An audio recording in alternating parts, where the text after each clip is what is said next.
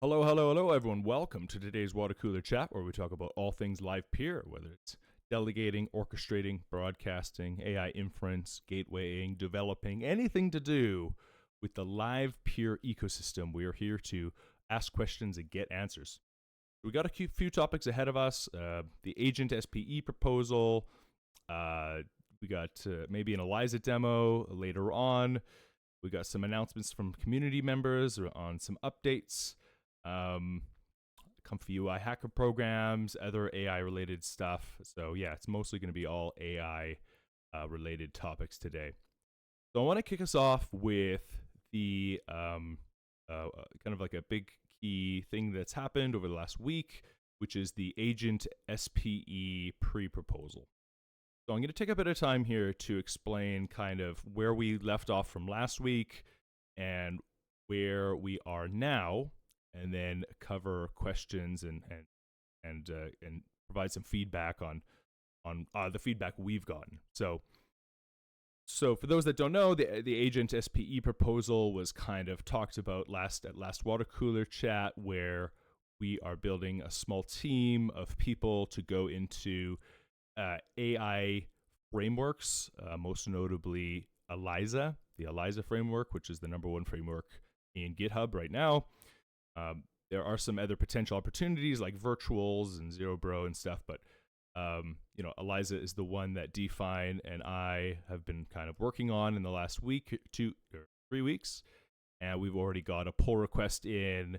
Eliza does image generation with Livepeer today. We're looking at adding LLM inference and other stuff hopefully this week. Now, so this is a great news. And so what is the agent SPE? For those that don't know, it was a pre-proposal I put out last Thursday. I think it was Thursday. And it basically covers this idea of having people go into these frameworks, integrate Livepeer, and be a spokesperson for Livepeer within these frameworks. And so this is not an SPE dedicated to Livepeer code base or Livepeer ecosystem. This is an external, like an SPE that is meant to be outbound. It is meant to be a part of other communities, right? So the pre-proposal, I got some feedback for those that haven't read it yet.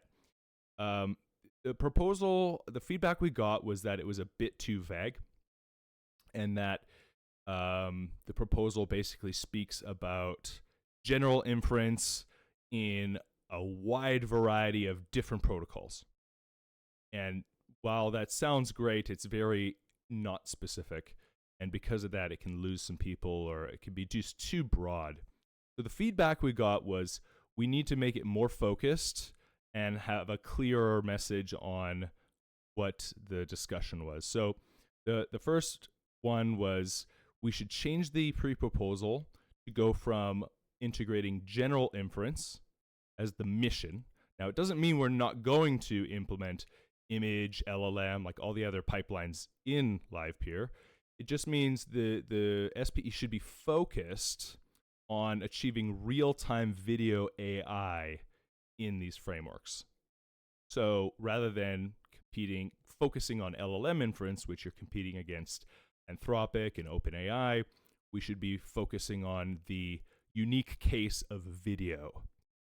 So our mission should be very specific around video-based pipelines, specifically like the real-time video AI pipeline that like Eric Tang is working on, and other like the Comfy UI team and them. So the first feedback was, making the mission very specific around video. And these are just some feedback, so I'd like to get more feedback. So that was point number 1, make it very specific, that people can rally around a very specific mission. The second is be more clear about our approach. So in my head, I had this approach, but it probably wasn't clear in the pre-proposal. So in my head, it's a 2-pronged approach. The first prong is about support and education.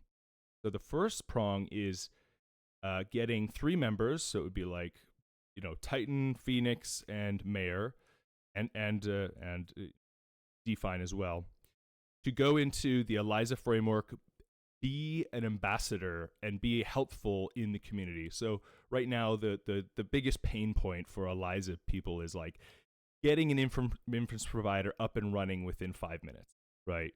Like that's like a difficult task. Funny enough, like OpenAI keys are hard, Anthropic keys are hard. Like, how do you get, like, people are really beginners within the ecosystem, and so like if you can go in there and supply like how to run Eliza, how to build some tutorials, like be really helpful in the ecosystem and build a following, almost like people using Livepeer image gen and LLM gen, and like get a bunch of people using the Livepeer network and like build relationships and a following. And then so by doing that, you're building up a pipeline of users. Now what's happening is the real-time video AI pipeline is not done yet. Like, it's not really finished. We don't really have a great use case for it yet. Like, it's still kind of being molded. So the idea is when the real-time video AI pipeline is ready, then we already have a pipeline of people that want to use it and we can market to, right?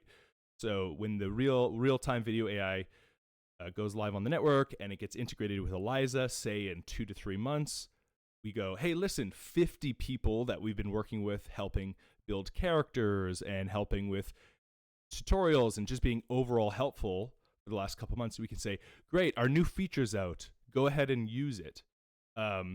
It's like you don't have to start from scratch, right? So the first prong was education and support within these communities just to build a following. And then the second prong was the technical implementation of like this real-time video AI pipeline. And that will come as, coordination between many SPEs, right? So that's kind of like the two-pronged approach. First, get in there, be helpful, get a following. Second, when the development finishes and we actually have like the specific use case to the mission, we will then have, a pipeline of people ready to jump on, and maybe it'll go viral because it's like a unique use case that only Livepeer is providing, right? It's not just another LLM provider competing against OpenAI, right? So that wasn't very clear in the proposal. That was the feedback I got. So I'd like to get more feedback on that as well. Define, you had something to say?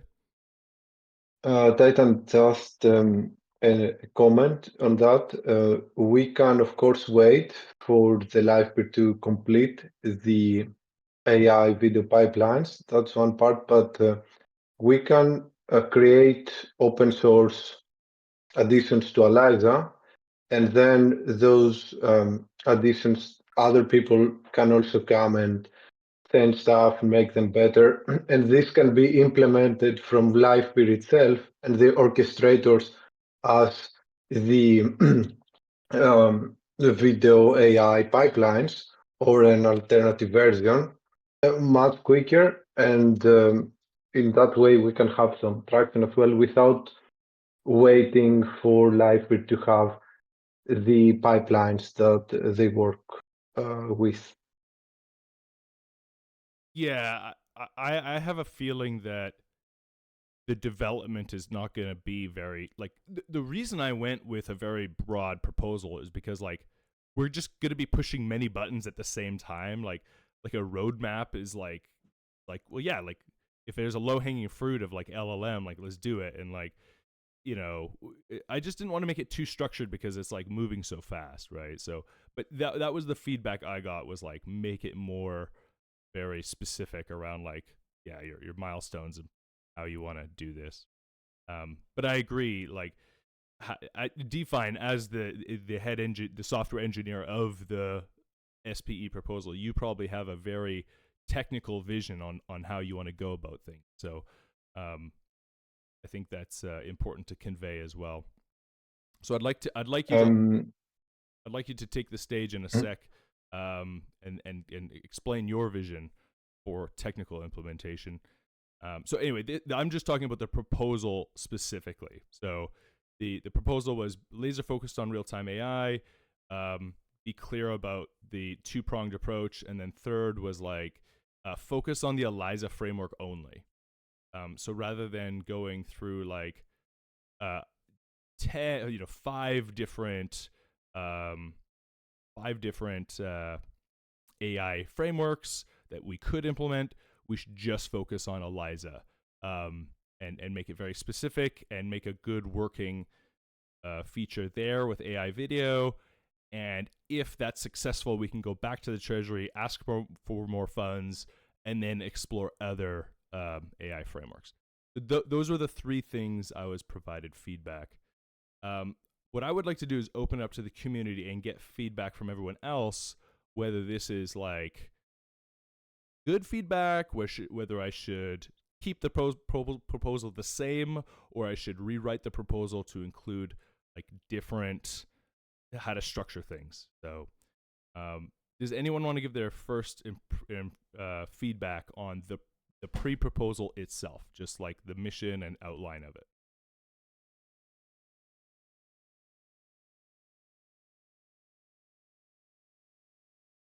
I have thoughts, but I can let others go first. Well, the one thing it's really minor, and it's in addition to what you already have as feedback, is felt like the costs were kind of low. Like, I think there's a lot of things that come with a lot of time and energy, not to mention like really specifically calling out some of the subsidizing the inference, like being able to fund credits from the treasury to support your project. I think those amounts were kind of low, that especially based on what I saw you wrote in the proposal. So I felt like there's a lot more value there than what was currently listed. I think there's a lot of effort that goes involved in that. You probably undersize the proposal at large, but that's just my opinion. Quick question, Mike, because we were going to use the cloud SPE for inference, so we weren't going to request any funds for inference payments specifically. We were just going to point all inference to you guys. Is that still possible, or should we be applying no, for that's our own fine. credits? We can definitely look for it. I mean, we're definitely trying to subsidize it, but we do have a limited budget from our prior SPEs. Obviously, we'll look to be expanding more work in the future, but still got to pay to eat. You know what I mean? What you're saying is we should account for our own free inference credits, so that we can host it for you. And again, I think that's the bottom line, is that if you get a lot of demand and run us out of funds, definitely not going to help us, right, or you. So I think it'd be good that some of the credits you're going to use, that you could actually put that into your proposal and then include that as part of the fee. And then if you don't have to host it yourself, but you could still fund our broadcaster to keep your, Eliza inference in there. So what you're saying is we should apply for credits so that we're not solely relying on the cloud SPE credits. So if we currently have, right? Right. So if we hammer it, we can just go, hey, listen, here we're going to top you up with credits from our SPE. Exactly. Okay. No, that's really good feedback. It's very specific feedback and actually quite critical. So thank you for that. Right. And again, if you can somehow estimate, the type of volume you're going to see from these Eliza projects, like if you can actually get the demo working, you can start to measure how much credits you're using, and you can start to look at it. You can estimate then from there based on how big you think it's going to be, and then you can put a very specific amount in just for credits. Yeah, well, I would have an estimate today if the gateway supported LLM inference, because I got a project just chomping at the bit, waiting for that inference. So, and when you say that, what's missing though? I mean, we could talk about that later, but I mean, our gateway should support LLM today, right? Not the upgraded JSON. No, define actually. Can you speak on that? Oh, there's changes that are made. I see. Yeah, so the current version supports a method that it's not the best to work with, and if we implement it, then we will need to change it again once they merge the pull request. So we selected to just wait for the pull request, but it's not merged yet. So that's the status there. So I've created the code. Okay. It's ready, but we wait the merge so that we can push the update. Yeah, I can comment a little bit on that. I was planning to do that today. Brad asked me to quickly look at it, but today was a little bit busy. I can look at it in the morning tomorrow. Yeah, Rick, if you have the pull request, shoot it in the chat. I'll take a look at it. Yeah, Because will again, do. if it's just a matter of moving a pull request in, we can deploy it into our stack, and then you Yeah, can it should immediately work start already. using it. Yeah, it should work Okay. already. It's just a design decision that we have to look at. One moment, I will share it in the chat.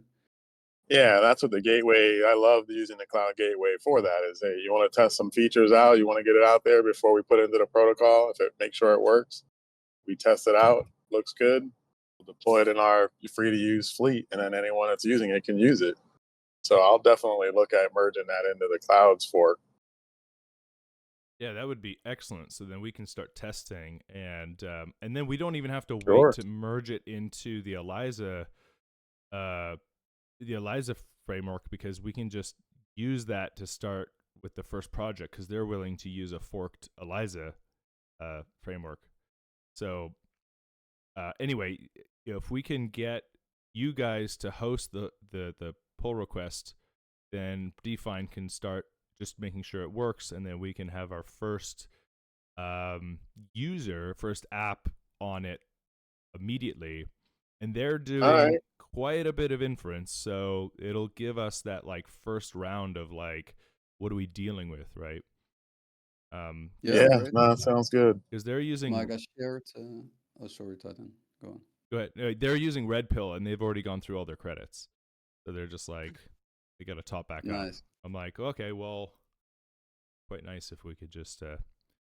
Yeah, I shared the thread in the Discord chat here, Mike. So there's the pull request in there as well. Titan, one thing, if you really expect a big usage, so supply. Sorry, it's been a long day, my brain. If you really expect a lot of requests coming in, maybe we should also talk about the plan to get orchestrators already loading the LLMs. I know that some are working on loading them already. Brettis has some LLMs loaded, Nico as well. I have my machine ready to load LLMs as well. Peter is, I think, also looking at loading LLMs, but if you can coordinate the community, then we can ensure that we have the supply there.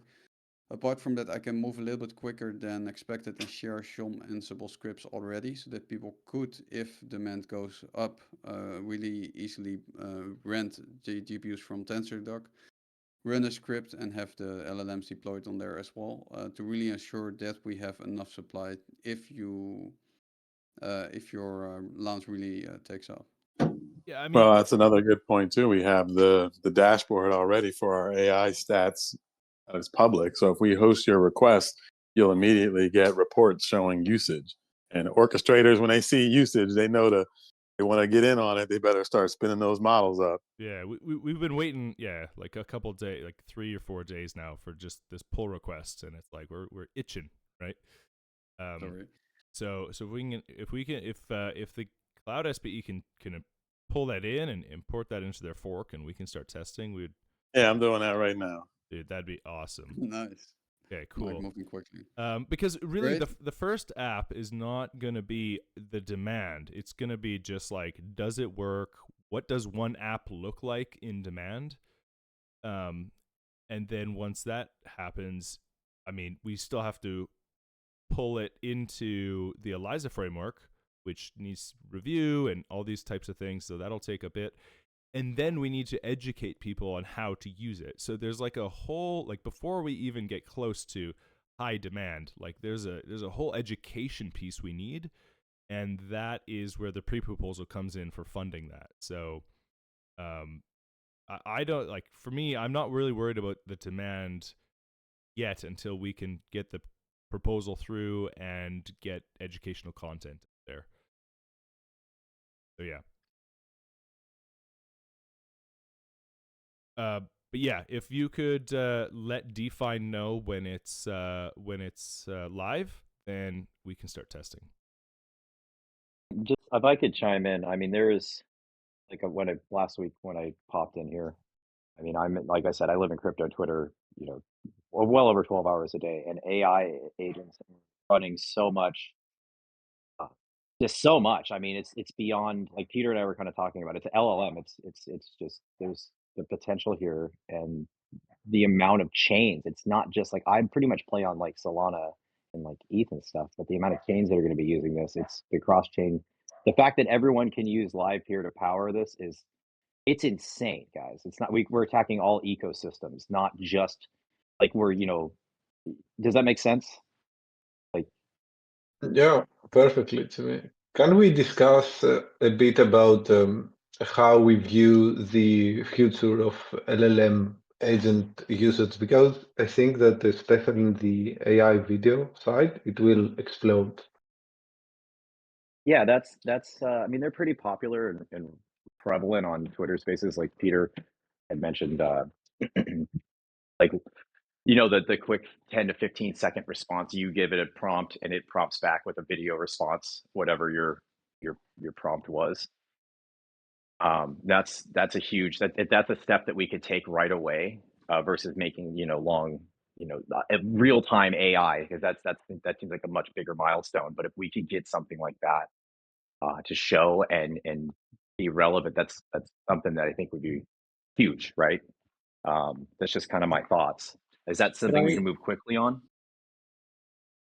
Yes, and sorry, and you want to say No, something? go ahead and answer that first, and I just have a comment I want to chime in with. So, Mayor, yes, we definitely can push that very soon. Even today, if might give us the gateway, or tomorrow, we can have that tested and push today. But even on the other side of real-time video AI, it's not as big as a milestone as we imagined. Today, I was looking at some repos and I stumbled upon Open LLM VTuber. So it's there, guys. You can have a 2D VTuber. You can have them out on tweets and other platforms, YouTube, whatever, and you have them stream and react to audio and text that's coming to them. But imagine the future where GDP is produced by intelligence, not by people. So in the future, most of GDP will be agents. So these agents will be able to stream in many different platforms. So I think that it will surpass by far even the human live Well, stream. to Because give yes, you an idea to touch on that, right? So I was in a Twitter space with yeah, one of the KOLs the other night, and he was talking about Shopify, Amazon, and they all have all these videos. Like I used to be a FBM FBA, like I sold products on Amazon years ago, and some of those heavy hitters, they do video content. And that's how they're marketing these products. So AI in the commerce world is going to be just outside of Web3. It's going to be yes, freaking insane. Like it's there's already, so I much think. here. Like I just don't know. Like, I don't know about normies getting into it quite yet. Like we need you know, like what is accepting Um, Solana, or Solana Pay, or what ecosystem out there in Web 2 is accepting crypto is kind of like what we need to kind of go after for that. But as far as crypto, there's so much. Every ecosystem from XRP to even probably Bitcoin with all their, whatever crap they got going on in that chain, everyone's going to be using AI agents. So yeah, we're onto something huge. Before, I do agree. yeah. I want to, because we can get real technical and real talking about the use cases. I do want to circle back and keep the topic on the pre-proposal, because that's kind of imminent, and I want to have a conversation focused around that. So, and you had a feedback on the proposal? Yeah, and also, Mayor, loving what you're saying. Welcome in. I think this is the first time we're meeting. One opportunity is we can always have Twitter Spaces to have like these more kind of like conversational opportunities. And we're actually starting Twitter Spaces up again in the new year on the Livepeer account. So, maybe we should link and talk more about that. But anyway, I do have, Titan, for you some feedback on the proposal. The first thing, and just on the Twitter Spaces, like with Ria, well, I'm not sure if she's been in here, but Ria is now she's leading up growth and marketing, and I'm under her. She is super talented, comes with a ton of experience, previously at ChainSafe, and is like a veteran marketer and growth person. So now that we're kind of getting the marketing function handled at Inc., there's going to be a lot more opportunities for Titan U with this Eliza thing that you're kind of building out to tap in, and we can promote and get excitement around that as well. And of course, on the community end, I can do that too in the Discord, but making that larger pulse, I think, with Eliza makes a lot of sense. So, just connecting with when if the proposal passes, or when connecting with me on, having Inc. help you with some marketing stuff. The second, let's connect. Yeah, let's connect on that afterwards, because definitely I have a lot of ideas. Okay, thank you. Yeah, so I'm excited. Yeah, I love your energy, Mayor. Second is community building support. I can provide help there.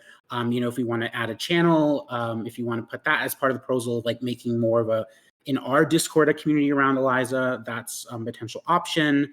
Or if you just want advice there, I can help. And then the third is just having events. We can do live stream stuff, or we can do events in the Discord, events on Twitter to draw people in and talk about Eliza. And then from a kind of larger kind of treasury perspective, I would definitely encourage, I know that Livepeer Inc. is focusing on real-time video AI, but, the treasury is not owned by Inc. And I think it's important, as we kind of continue to build the community, for everyone here to have their own, and I'm not saying you don't have this, but I'm just saying everyone here to have their own perspective on, like, where do you want to see Livepeer go? And I think this Eliza initiative you've been leading, we're talking about, Titan, is really a great example of this. Go ahead, right? Livepeer Inc. makes bets, and the community deserves to make bets too. And that can be built into Livepeer's vision as a collective. And I think that it's something I've talked to Doug about, and he's been really wanting, as well, as this real true decentralization, where it's not necessarily Inc. leading the ship, but it's the community at large. And we all have different directions we want to go in, and we try things fail, we try things are successful. And then that also helps inform Inc. and potential directions that we can put resources behind. So I think, AI, the real-time video AI stuff is like definitely an important direction for Inc. And my perspective is, I don't know fully how much you have to incorporate that right now into what you're doing. But again, that's just like not Inc. That's just my perspective. But I encourage you to kind of like, do what you want to do. And then if the community's behind you and it passes, then, you have the support. You have the support you need there. Yeah, like, thank you for that feedback. It was Inc. that gave most of the feedback on the pre-proposal, and so they have a real angle of wanting to push real-time video, and so like I said, the current proposal is like, let's do inference in these other communities, and then Inc. was like, you should make it video, real-time video inference, and I'm like, okay, sure, like if that's but what I want to have happen is the proposal to pass, and the treasury and the voters to be happy with the mission of the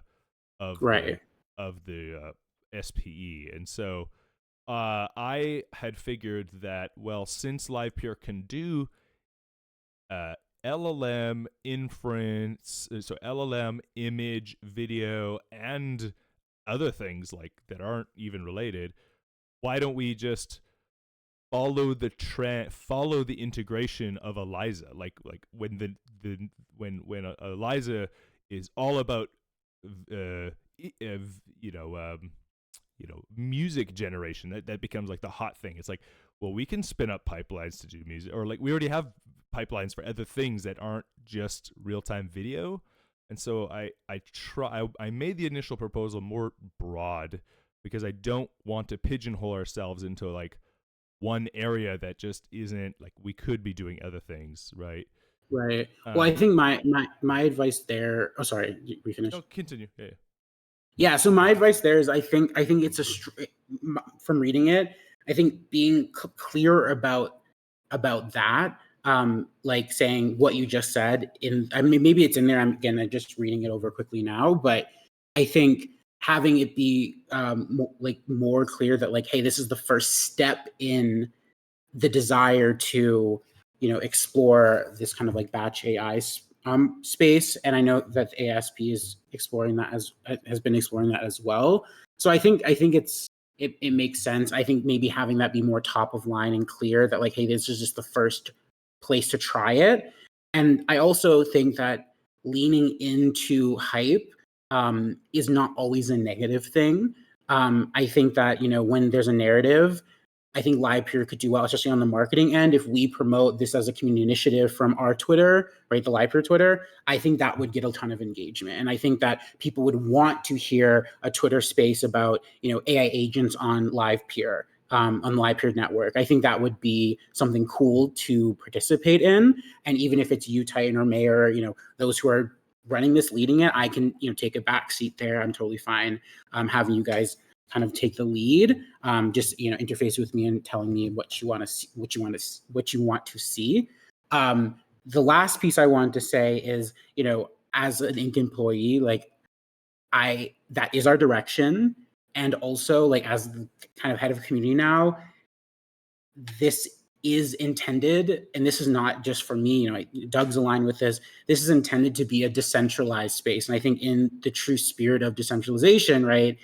If the treasury is, being voted on by the community and, by the orchestrators, right, that is who gets to have a vision in this too.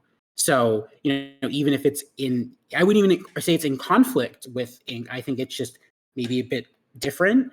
And I think that different is fine, especially if it gets the excitement I'm feeling right now from everybody. We should lean in so hard to that energy, and like just have fun. Yeah. Yeah, go ahead, Rick. No, to quickly add to that. So, as stated before in the last water cooler chat, so the AI SPE is also behind this. We still have engineers on the bench and generative. There's a lot of, or at least as stated in the proposal, we are dedicating significant resources to the AI real time as well to really kickstart that. But of course, I think eventually engineering resources will also follow demand here and adoption. So if this takes off, we could easily, or we could hire more engineers on this as well. And I think the most important thing to note from an engineering perspective is the core network stuff that you implement to improve batch AI and generative AI. They are not conflicting with the real-time AI. They're quite close, and eventually they could merge there as well. So there is not a loss of engineering power from doing core engineering for one area or the other. The only difference here is really in the beginning the kind of pipelines that are deployed on there. And also what we try to do is make it a lot easier on the generative pipelines and the real-time pipelines for people to add their own pipelines, meaning that the core engineering team can focus more on the core stuff, and the community really gets more power in adding any pipeline to the Livepeer network there. So I also agree that this is a huge opportunity. We can move really quickly. I will look at it tomorrow, the pull request, to get it over the line. And we can move forward there and really, based on a feedback loop, quickly iterate to improve the system needed for your launch. Great, thank you so much for that feedback, Rick. So yeah,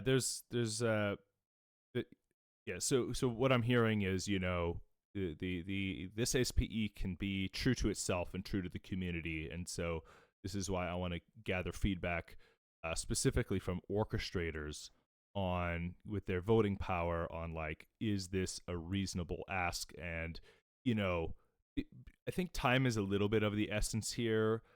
One thing is I want to mention that the Eliza framework is moving to a version 2.0, which is much more strict. I would like to get the Livepeer implementation into V1, where they don't have tests, they are less strict, and then we can get grandfathered into V2. And we are listed as one of the 5 official providers on the Livepeer docs in the quick start. So I think there's like an opportunity to kind of be at the beginning of it. And so we're already in with image inference, and I just want to get in for LLM because it's just low hanging. It's just right there, right?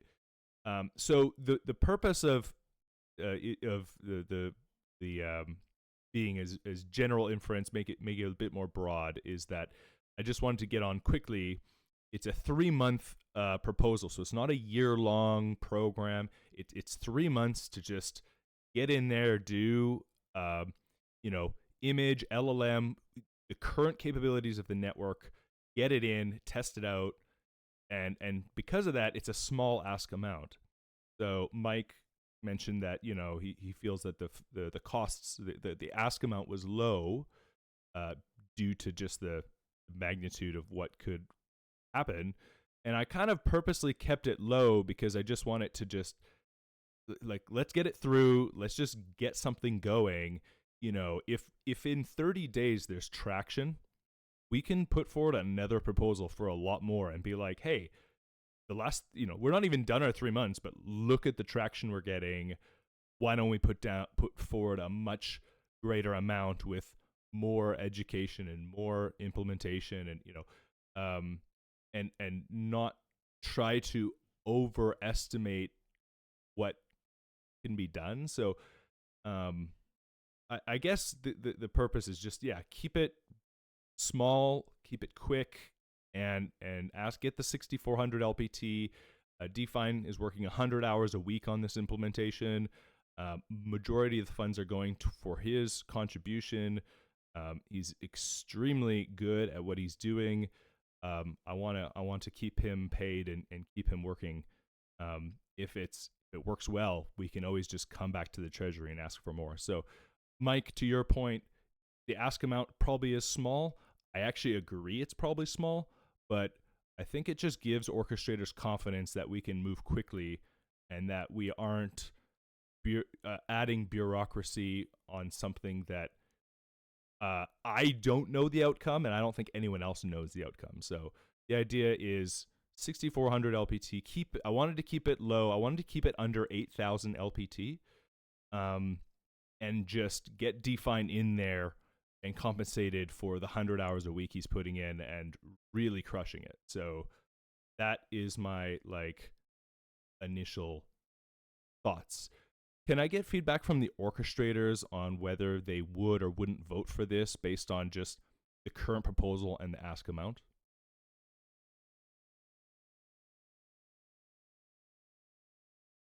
I would 100% vote for it right now, the way it is. I have a vote because I have delegation. I vote that my vote is yes on whatever you say. I will follow. You have a conflict of interest, Mayor. You are in the SPE. So. Oh no, I don't have any. I don't have any conflict of interest at all. Whatever you say, I'm with. Just kidding. No, you get a vote. I mean, it's just yeah. I'm teasing. But yeah, other orchestrators want to provide feedback on whether you would or wouldn't vote based on its current. I mean, is it perfect? I think I could rewrite the whole proposal again and then again and then again. I could spend a week budgeting, talking. Like, we could spend a lot of time doing that. Or we can just keep the amount low, get the inference in, and see what happens. And if we need more funds, we just come back and ask for more funds, right? That's kind of. If I could have some fun, we're gonna go out and do the Lord's work for Livepeer, okay? Spread the good word about the Livepeer community and how amazing this is going to be for AI decentralized video transcoding. It's gonna be awesome.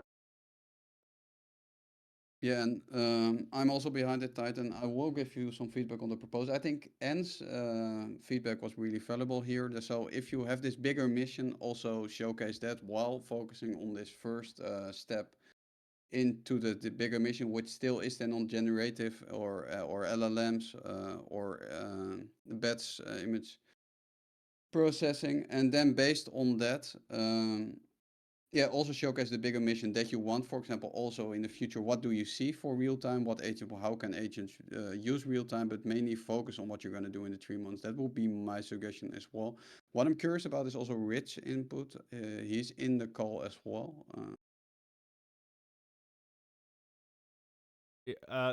Just a real quick, yes, thank you for that feedback, because I have no idea what real-time video implementation looks like.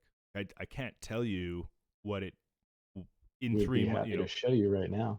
Well, there you go. But I do know what image and LLM inference look like today. Like I literally have an app lined up using it in the next 12 hours when Mike goes live, right? So like that just seems like a nice and we're in the documentation. I mean, even just the Eliza documentation, like making it beautiful, making it easy, developing educational pieces. Like, I just think that that's like a good starting point. And then, you know, if we come up with the amazing pipeline that Peter's about to show us, then, you know, a month later, we just come back and say, hey, we want another 10,000 LPT because look at this small amount of success. Let's hire more educators and another engineer, and you know, it's something like this. So yeah, anyway, these are just my thoughts, and I would prefer not to rewrite the proposal for semantics of just like we need well, it is nice having a clearer vision. I don't think the vision is that far off, but I just want to know if anyone would vote against this based on its just like current standing, because we can always go back and iterate again. I think Marco did one comment in the chat. Otherwise, I don't see other comments. Marco, so Very says he hasn't read it yet, so he's going to read through it. Marco says, in general, yes, AI agents are the new hype we should get in on, but I was still working on better feedback on the forums. Did I read that wrong? But I was still working Providing better feedback, I think. Well, yeah. Well, I mean, the question just becomes like, is the current, like, I think there's also still like a building process of SPEs generating in general. So, and feedback is tough, and that's why I'm kind of hosting this, because I'm like, would be nice to just get on with it. Yeah, and also what you have to remember, I think the real time is moving really quickly, but still, of course, it's less far ahead than the bets and generative. So that gives you some. That I think that can give a user a better experience in the beginning, because it still has to be rolled out to the whole orchestrator stack during the next months and improve. Yeah. And additionally, to Rick's point, real-time video AI is a new lane, right? Yeah. So it is, you know, Livepeer is kind of, we're championing it. So I think that is like, you know, positive in the sense it's clear open, negative in the sense where it's new. So I think for this, that's why I'm kind of like liking this. I think it's like an interesting thing that we can definitely talk about, just on the marketing end and on the community end. And I think a lot of people will engage that. And that can then lead, in terms of, if you think of a funnel, right, that can then lead to, okay, then I can take over in some of the conversation and say, hey, if you're interested in this type of stuff, right, cutting edge, well, we're also doing real-time video AI, and how exciting is that? Maybe a quick question. Sorry, if I came in midway through, so I'm sorry if this has been discussed. Have you talked through the program at all, Titan? Who? The program The program. that you're planning on running? What do you mean by that? Well, in the agent SPE pre-proposal, you talked about a program that you would be running, cohort program. Oh yes, yeah. The cohort program of like rewarding people for adopting Livepeer in their agents. Right. Yeah. Do you have like a sort of go to market with the program itself? No. No. This was Okay. it was recommended by other people that we should do a cohort program. Sounded great. Define laid it all out. I copy and pasted it into the proposal. This is where we're at with it. Okay. Yeah, I mean, all I wanted to say was like happy to sort of support from an ecosystem side in terms of creating these programs. You know, as N will say, as a lot of people on uh, the ecosystem team will say, running programs are a fair bit of work to get them set up. So if you can outsource that in any way, it definitely would help. That's thing number one. Really, to run a great program, you need someone like full time running it. And the second thing I would say is just around mindshare, and I think this is what's En's been saying around the how people split their mind share between real-time video AI, batch jobs, what actually is Livepeer's AI capabilities. And just thinking about that with a program, it would be interesting to see how that can slot into other programs that are happening within the Livepeer ecosystem, like the real-time video AI hacker program that's taking place. There's going to be another startup program. So if it can fit into a broader narrative, I think there's some awesome stuff that can be done. So happy to connect you also with some folks who can run the program if necessary. Yeah, if somebody definitely wants to run it, that would be wonderful. Define, you're the one who kind of put out the template for the I just put in cohort program in our original draft and kind of left it empty. Define, you filled it in. What were your thoughts behind the cohort program?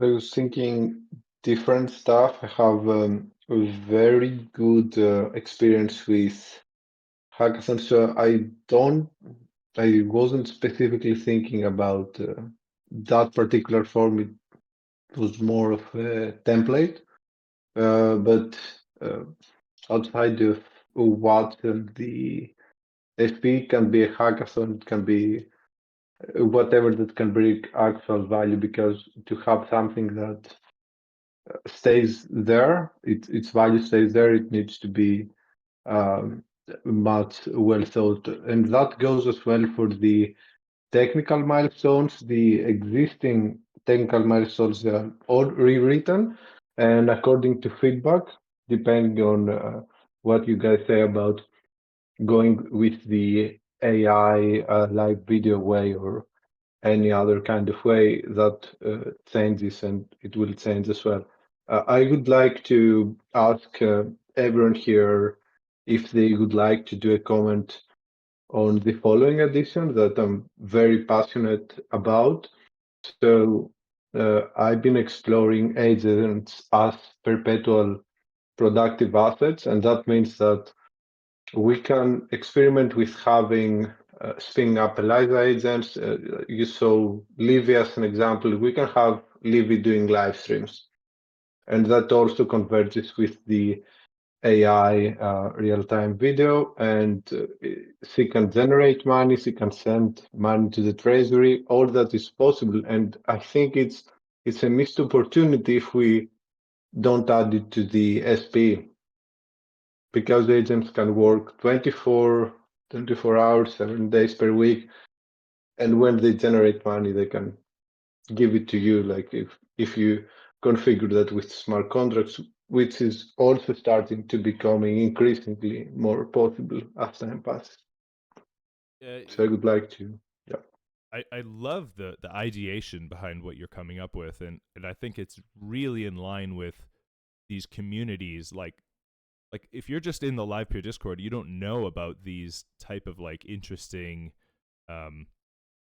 ideas that people have for really unique AI bots that do things. And so again, this is one of my reasons for wanting to keep the initial scope broad and low amount of Livepeer, because it allows us to explore all types of like Define as the engineer goes in and goes, you know what, there's a really like people are asking for this, and you can go, I will help build you that. And then it's like, yeah, and you can do it all through Livepeer, and boom, there goes the next thing. And so I think just keeping things broad, but then, you know, just being deep into these discords and helping people is kind of the way to do it. And because of that, Define, I don't want you to spend too much time writing out exactly how you think this idea will come to fruition so that we can put it into a proposal and people can agree on it. I think we just need to have more of a broad thing of like, you're the engineer, you can see what's in front of you, you just go do that, and the proposal is just like a small amount and let us explore. And then in 3 months we can come back to the table and go, hey, XYZ worked, ABC didn't, we want more funding to focus on these things. Yeah, absolutely. Just my 2 cents. Yeah. And regarding the Can I ask another question? I mean, the reason is I think Livepeer as an ecosystem is fantastic at building technology, right? I think we're, as an ecosystem, the amount that we've shipped in the last year is phenomenal. But as an ecosystem, I think we're also pretty poor at marketing and going to market with what we've done. So this is, I would push a little bit to say, having some sort of strategy around, because I love the idea, like you know, fully support it, and I think it's right time to hop on the narrative. You know, it maybe 2 or 3 months ago would have been the right time, but we're here now. It's as good a time as any. But I would like, I think because it's a great idea, having this thought about how we're going to get the first 50 developers, first 100 developers to actually use it, and giving that just as much thought as the technology itself. I'm open to pushback on that, but I think as an ecosystem, if we can get better at doing that, and that's why I say, you know, N mentioned RIA and all the opportunities with ecosystem, talking about different programs. The more that we can sort of get that out and have that mindset as an ecosystem, the better.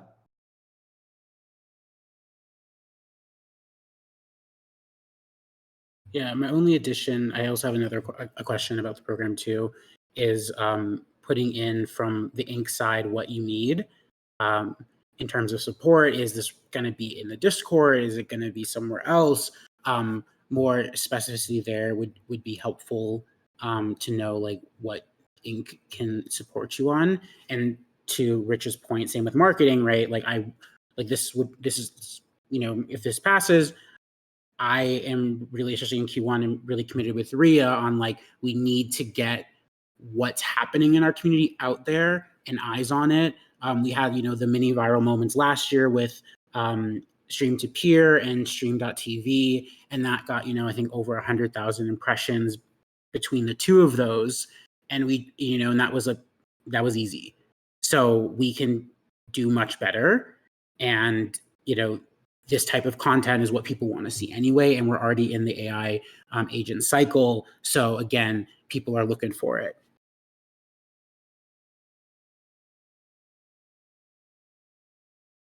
Yeah. I mean, coordination between entities, very important.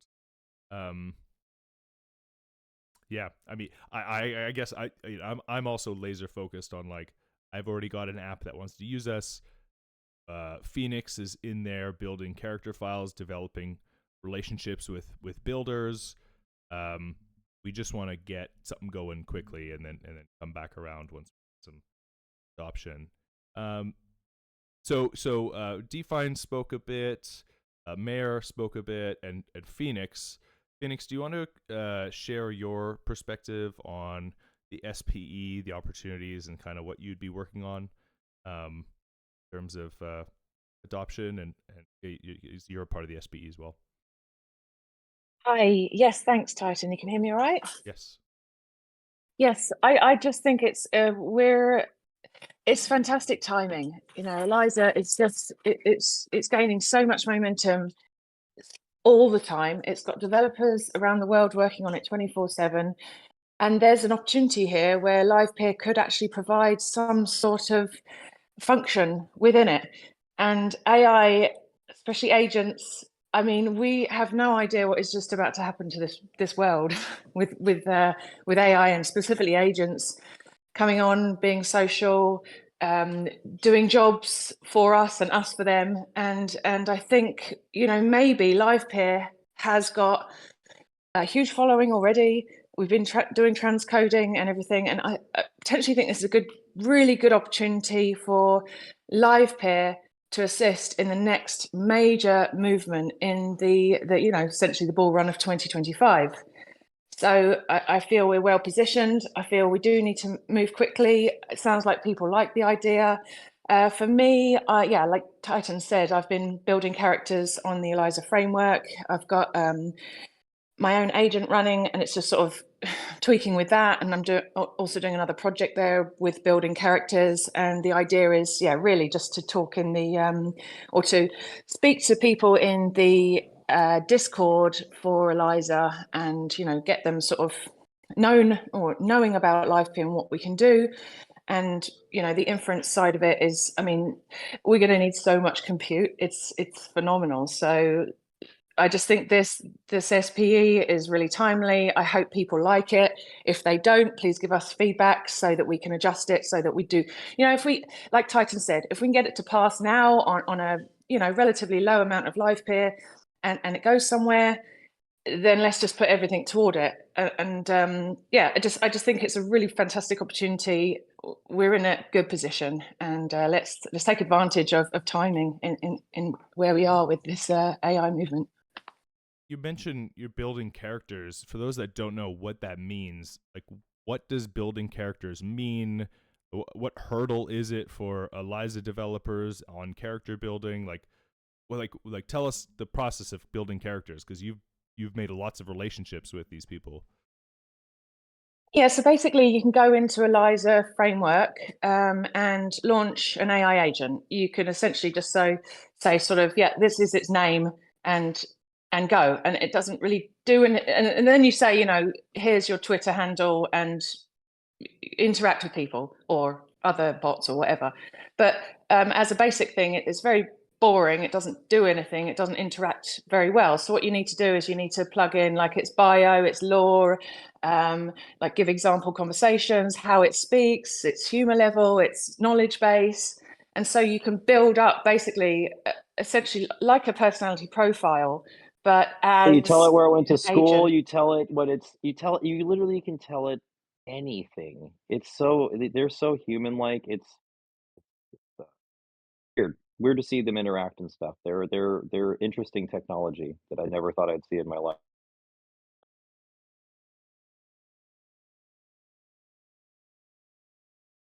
So I wasn't trying to interrupt. I'm just saying, like, it's, you can literally, it's infinite possibilities because it's an LLM. It's much smarter than we'll ever be. Okay, I'll let you take over then, Meg. Go ahead with what your thoughts are. Oh, me? Oh, I'll save it for I'm gonna save this voice for Twitter Spaces. I've been up.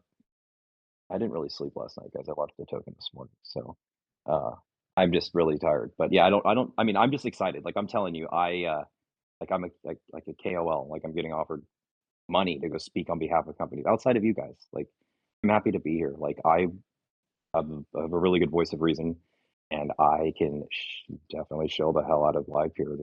It makes sense. It's 90% cheaper than what's out there. Who doesn't love to save money? Especially when this is not cheap. If you're transcoding a ton of this, like the LLM processing is insane. A lot of cash burning through that. So, you know, pump this into watch those transcoding numbers go from pennies, guys, to hundreds of dollars, and see what it does for the ecosystem. I mean, I don't know. I see it a bigger picture here, like how fast this could grow. Like Titan's saying, he asked for a small budget. It could grow so quick. I mean, people are using it, so it's out there. He was in the Eliza space the other day, which I missed, which I will be on this next one now that I have I know when they are. I heard you speak, Titan. I wish you were up on stage. I would have. You're a crypto punk, man. You have more clout in this space than most. You're a real day one. You could have stayed up on that stage pretty much the whole time, dude. People. That's like, I don't know though. Maybe they don't have the status they once did. But yeah, you could have stayed up there probably the whole time because you had a crypto punk. That's the kind of status you run around with. And part of that. I could ramble up here for hours, guys, but yeah, I want to save it for crypto Twitter. It's going to go. It's going to send. This meeting needs to be on crypto Twitter. There's a lot of interesting topics, Hey, a lot of great Mayor, information that people need to Mayor, hear. quick interjection. So I just want to remind, to let folks finish. Try not to interrupt. Love the energy. I just want to make sure that everyone's being heard. So, but yeah, I just wanted to state that in terms of just code of conduct for the stage. So I'm not sure, Phoenix, if you had anything else you wanted to finish, or if you feel like you finished your statement. Hi, and appreciate it. To be honest, I'm not sure where my train of thought was because Mayor had something to say. So, was there any other questions, Titan, that you wanted to ask, or is there anything else I can expand on? Yeah, no, I was just I just appreciate the work you're doing, because what we're doing is we're doing developer relations in these other Discords, and I would say the biggest time sink is actually character creation. And guess what? It doesn't matter what model you're running. If your character sucks, you don't get good results. So what's interesting is people are spending less time on managing their endpoints, your LLM integration. They're spending more time on how to deal with character creation, how to deal with these type of things. So it's like an interesting developer relation building angle, and I think that's a really powerful way for this SPE to covertly go in and help people with their character building, and they're going to go, oh my goodness, this person is solving so many of my problems. And you can say things like, great, use Livepeer inference, and they will, right? So I just think, yeah, back to N's point of where this will be hosted, the agent SPE is an outreach program, so all of our relations is in other Discords, and specifically the Eliza OS Discord. So it would be great if we had a channel in our Discord, but primarily we're going to be in those Discords helping new developers get how to launch their Eliza bot, how to do character files, and how to do all the hurdles and build those relationships. So I think that's the angle of getting your first 50 developers, right? Sorry. Yeah, go ahead. So just another note on the community strategy end for myself, one of the big pushes is the AI builder tag. So with the builder onboarding, and I don't think you guys have visibility on this, but with the builder onboarding, when you are jumping in, you verify and you select the builder role. You don't see the Web3 pieces of the Discord unless you select another role for the kind of opt-in Web3 experience. What we're hoping is to have 50, this is the kind of the stretch goal, but 50 weekly active AI builders. So this is actually a perfect opportunity to pull that goal into what you're doing for folks. If they are interested in Eliza, engaged, and want to kind of build out that more, they can always come over to the Discord. Again, you don't have to shill this, but when that is appropriate or when the interest level is there, that is something that would support my KPIs from the Inc. side, and also help the engagement in our Discord as well. So just a note I want to plug in there. So anyway, I just wanted to highlight all the members of the SPE and kind of their role and their trajectory and how they're going to be contributing, so that when orchestrators go to vote and delegators go to vote, they have a clear idea of who's a part of the SPE and their role and kind of the tact that we're going to be initially setting out. Now, again, the amount is small so that we can adjust, and we can always come back for more if we see some early success. So, yeah, it's that's kind of the SPE proposal. I'm hoping that we can just move forward with a proposal based on the current pre-proposal. Maybe just format it a bit so it's a little shorter. It's kind of lengthy right now. But by the sounds of it, if we go forward with our current ask, it sounds like it's not too big of a hurdle. Does anyone else have any comments or things they want to mention that would make them not vote for the proposal? In my case, I would like to mention that at least half of the money which will be paid to me for the proposal will be invested in my startup, which incorporates within the Livepeer ecosystem. So that's to be clear on that. And as Titan said, I'm very optimistic for the proposal in its current state. I would like to add the AI video capabilities as a pylon of what we're working on without pulling out everything else and leaving it in a non-constrictive space so that we can have some more freedom of movement, but definitely put the AI video real time, in my opinion. So you'd like to add a section for the real-time video implementation? Absolutely, because I think it's very, very important to do so. As I mentioned before, we are moving towards a future that it's AI agents will do all the live streaming, will do more live streaming than people because there will be more of them than people. And I think that Livepeer is in a unique position to capitalize on that market. So if we can help them do so, if we can create some open source tools that later the ink can take and use them to boost or create new pipelines, why not do that?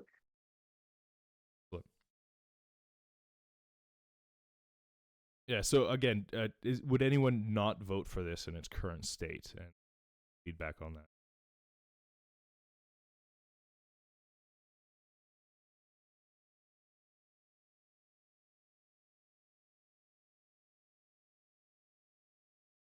Okay, well, like I said, I set out to talk about the proposal itself. We can get into very in-depth stuff about the future of the SPE or where this trend is going that people don't know about. But this specific proposal I wanted to talk about and gather community feedback. It sounds like as it stands today, most orchestrators are happy with the proposal and the ask amount. Yes, the ask might be small. I think we can ask for more later if we need. The implementation is a bit broad. I think that's because we're still exploring where the opportunities are. And yeah, so that's kind of my thought process going into putting forward a proposal. I'd like to submit the proposal today or tomorrow so that we can get the 10-day voting period done, and then we can get Define reimbursed for what he's done already, and then continue on for the next 3-month trajectory. So that's kind of the aim of the proposal.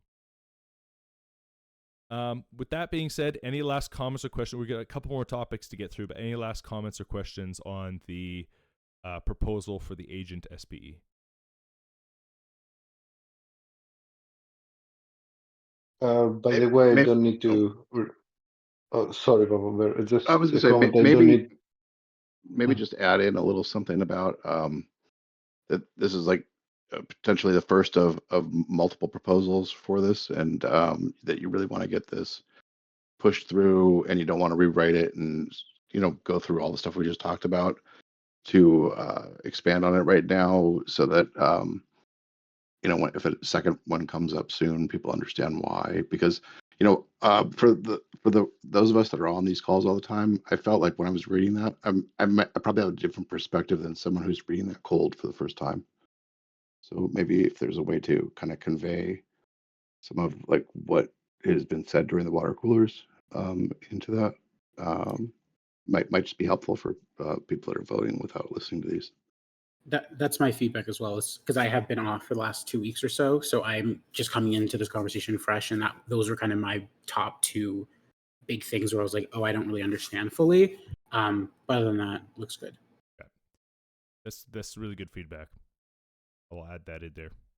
Kind of just the purpose of this proposal and the reason for the ask amount and the broadness is just because we're planning to come back.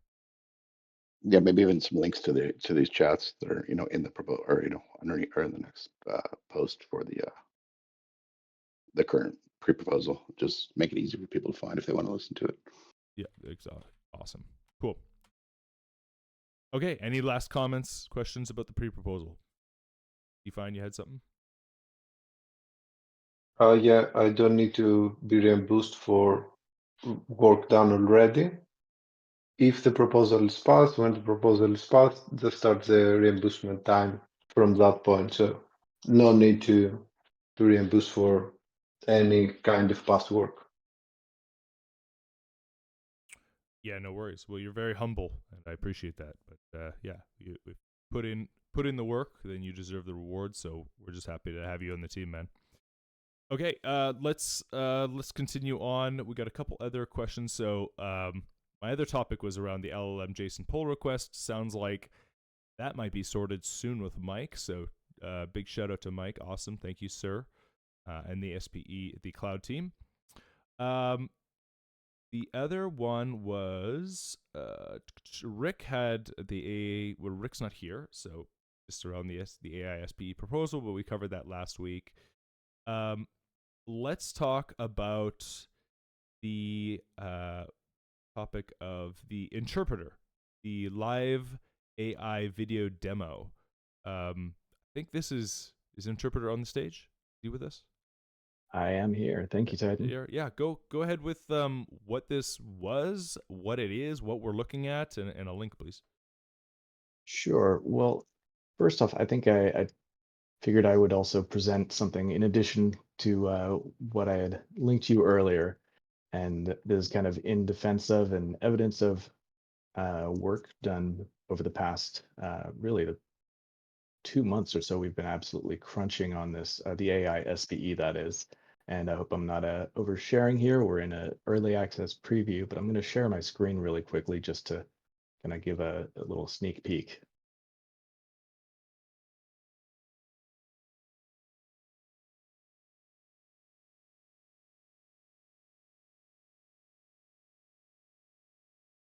All right. So let me hide myself down here in the corner, but that's me streaming. That's my webcam. Is that Peter? Yeah, it's Peter. This is an actual, this is a real live background here, but as you can see, my hand's not actually an anime character, but my face is. So we're using Segment Anything 2 here in a comfy UI pipeline that's defined by this JSON right here, although we have the ability to control parameters here, but I've been pasting in my own workflows from comfy UI here. But kind of an interesting effect here, given the live stream, where you can see it's just in real time applying stream diffusion to the segmented area of my stream. And that's kind of just one example here of a Livepeer hosted solution with this, but we've also got another core contributor who has Eric Tang, as you mentioned earlier, who worked on this over the weekend and was able to provide us, I kind of doubt the music is going to come through here, but an example of live streaming stable stream diffusion video with kind of a accompanying music background.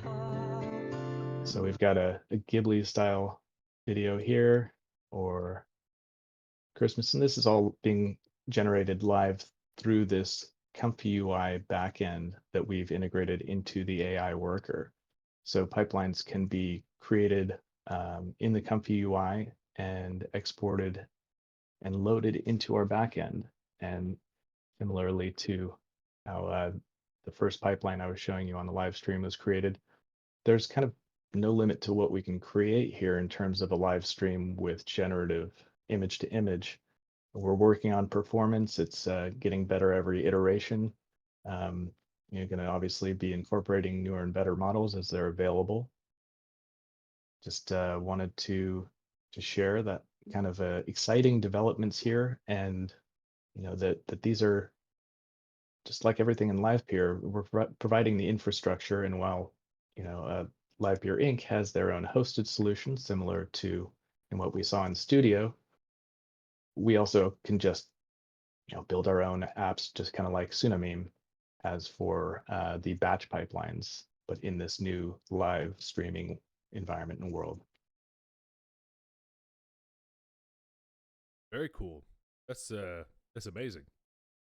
Thank you so much for sharing. I know it's probably still like alpha, but yeah, it's amazing to see kind of what the capabilities of the network are right now. Is that one GPU that has the capability of doing the inference on image to image? Pretty much the exact same paradigm as transcoding or batch AI as built by the AI SPE. They're running in the same, or is running in the same container that we've defined for batch jobs.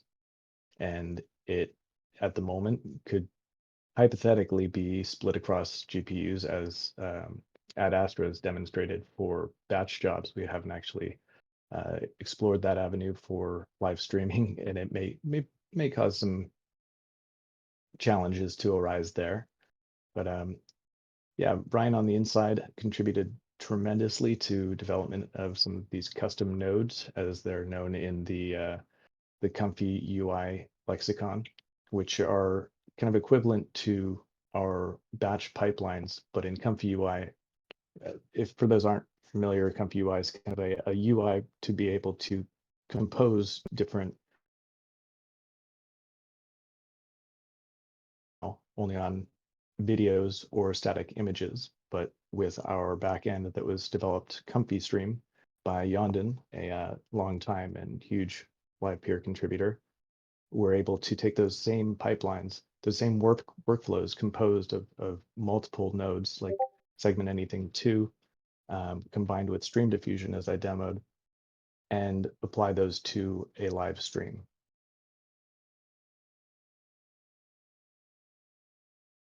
Excellent, dude. That's amazing. That looks really, really cool. Yeah. Anyone else have any questions or comments on the real-time video AI pipeline or demo we've just seen?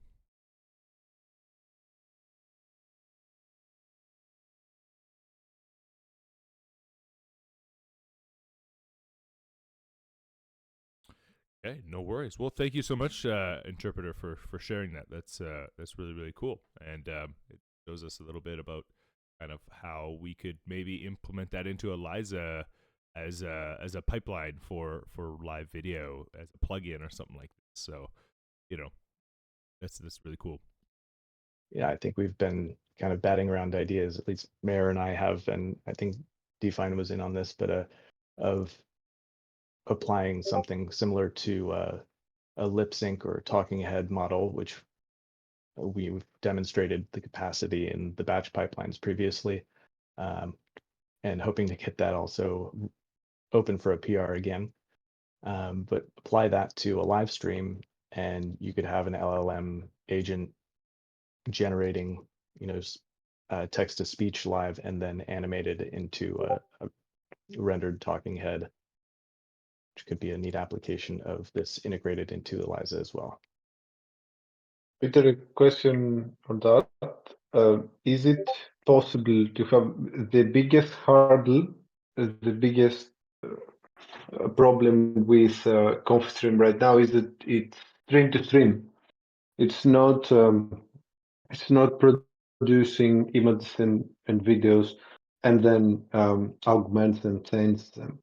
So it needs to change dramatically to be introduced to Eliza.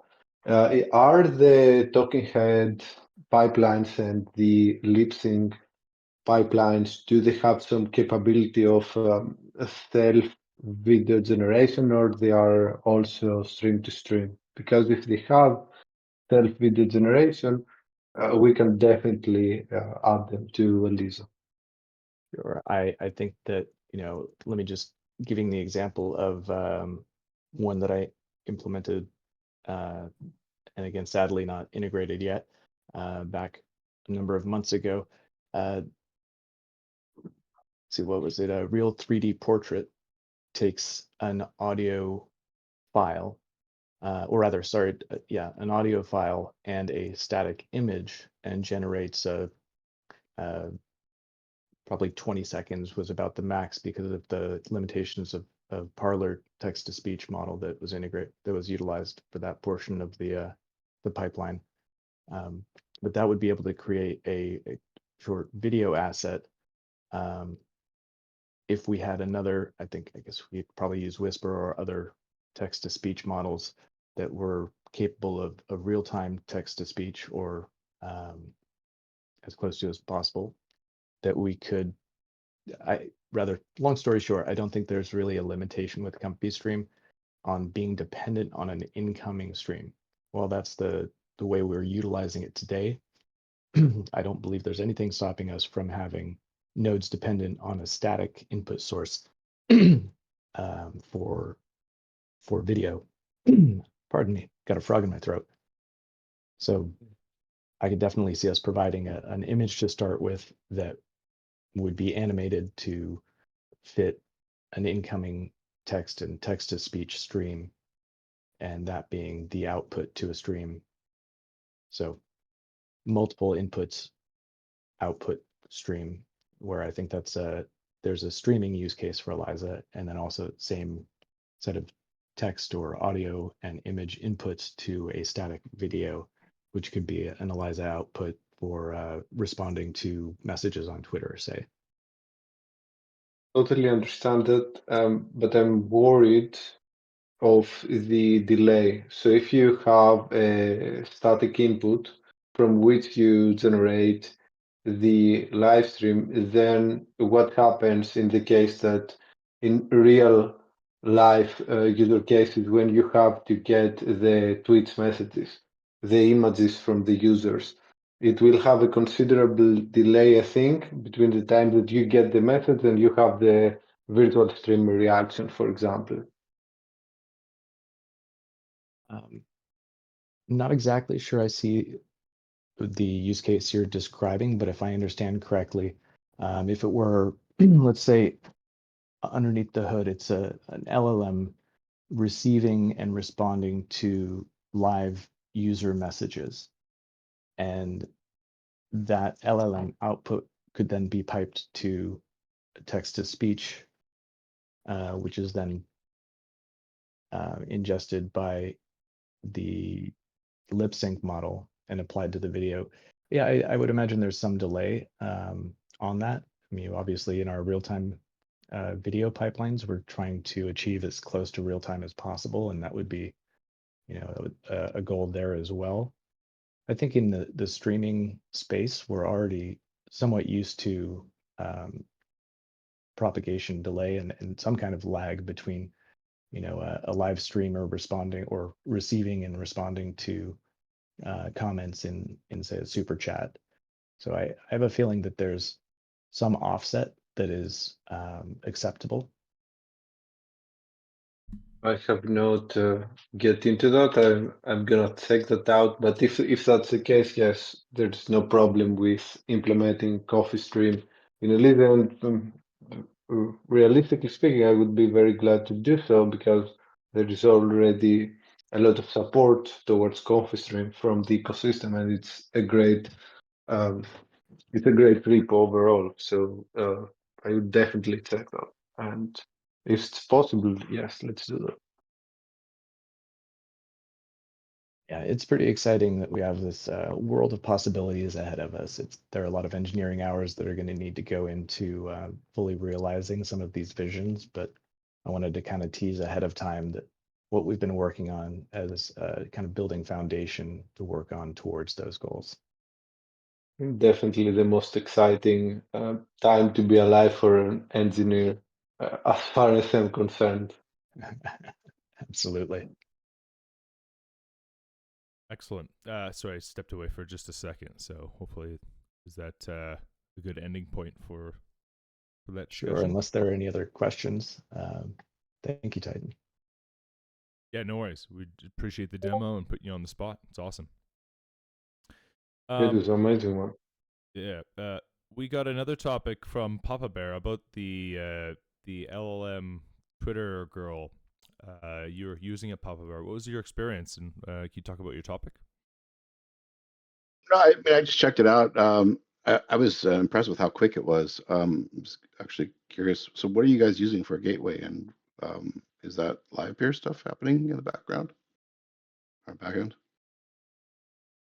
No, it's OpenAI, so it's not Livepeer because we do not have the gateway. But immediately once we get the gateway, we can implement it to use Livepeer. So there would not be a problem there. So it's OpenAI for all. Oh, okay. Because yeah, I was really impressed with how fast it was. We just merged the PRs that were posted earlier in the chat. But I think I think we'll need to also have people update their workers for this to work. Although we can test it. Do you guys have a sample curl request we can use to test it out before we deploy it to the other? To test it out with Eliza?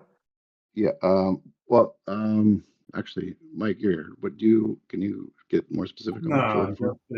The gateway curl request. How would we call the gateway to test that this code was deployed? Oh, Titan posted the code some days ago. Find the message here. I can send it to you. I can Here search for that. Max, so this is the here. I just copy the message link. Sure, I'll just send you the message.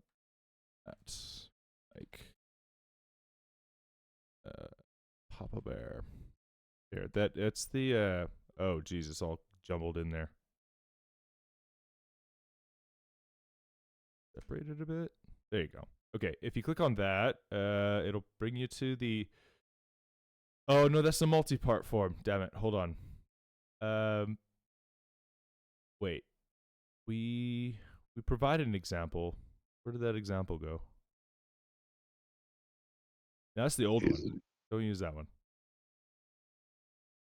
Should we bring Brad up here on stage? I think he's in the audience.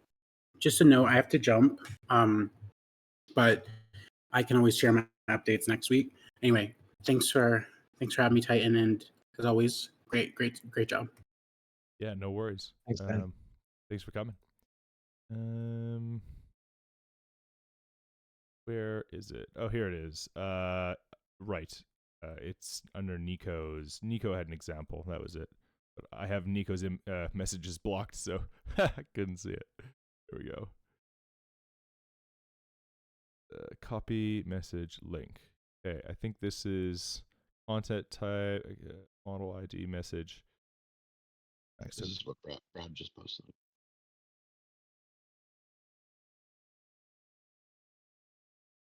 Yeah, that's the same one. There you go.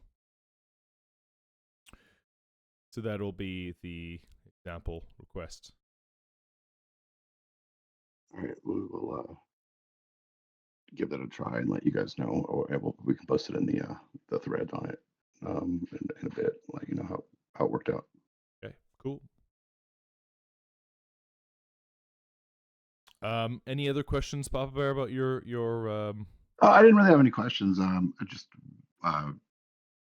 was so I mean, actually, I actually do have another question. Is it?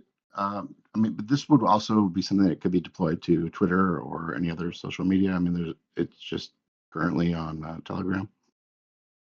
Yeah, so the way agents work is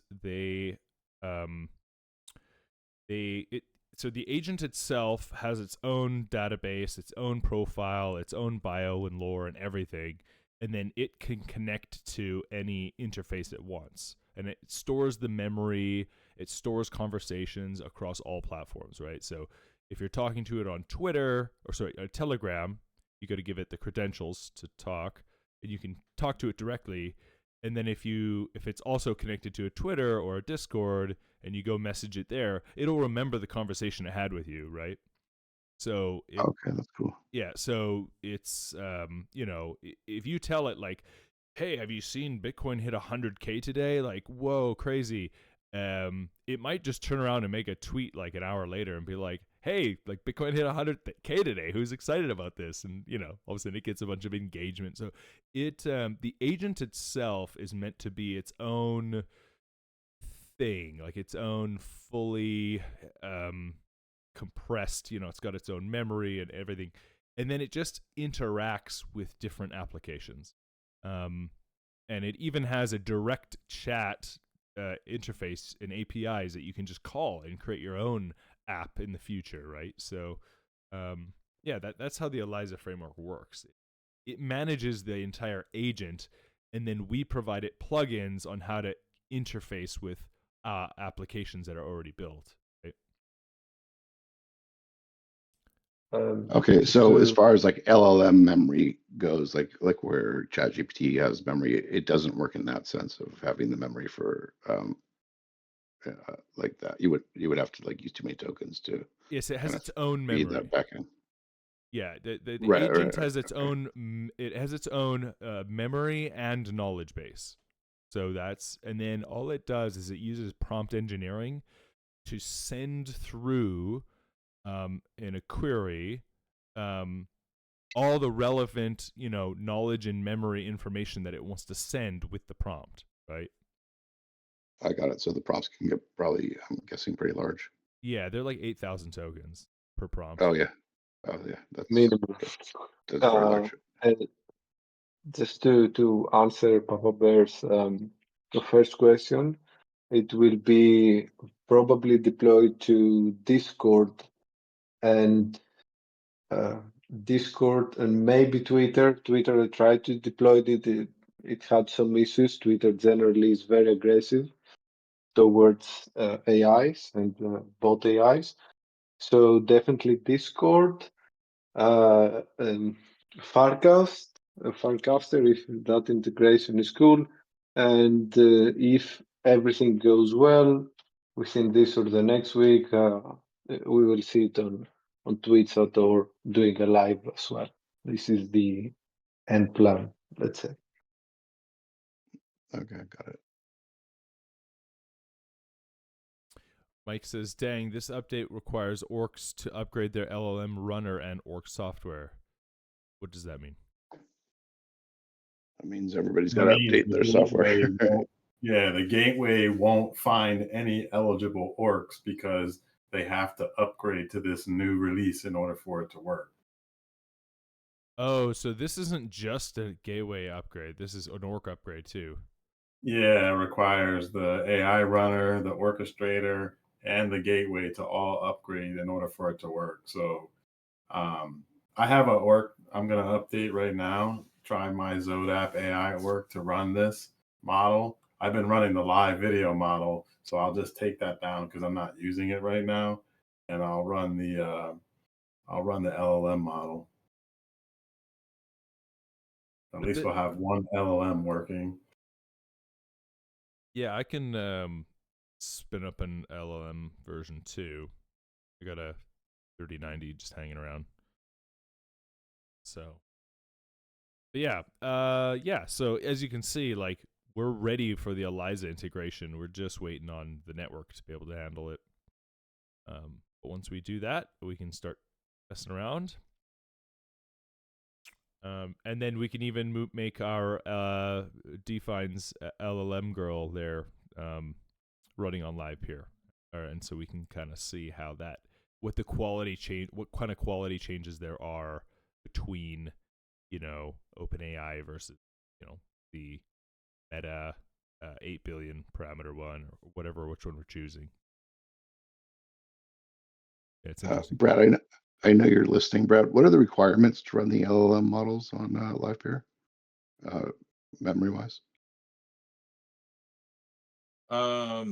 So it depends on what model, but the 8 billion model should be able to run on a 16 gigabyte GPU. Oh, that'll run down to 16. Okay. And 70 would be the next one. 70 takes like 96 gigabytes to run an 8-bit. That's a big jump. Yeah. I have one that'll run that, but I have to load test it still.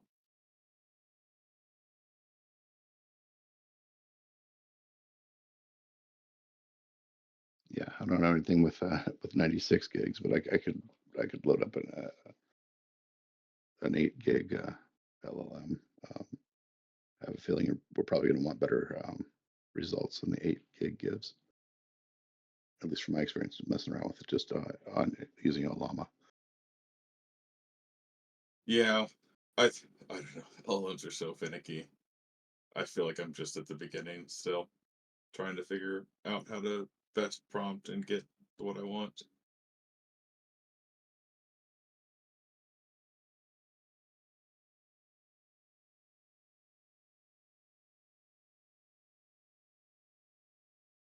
All right.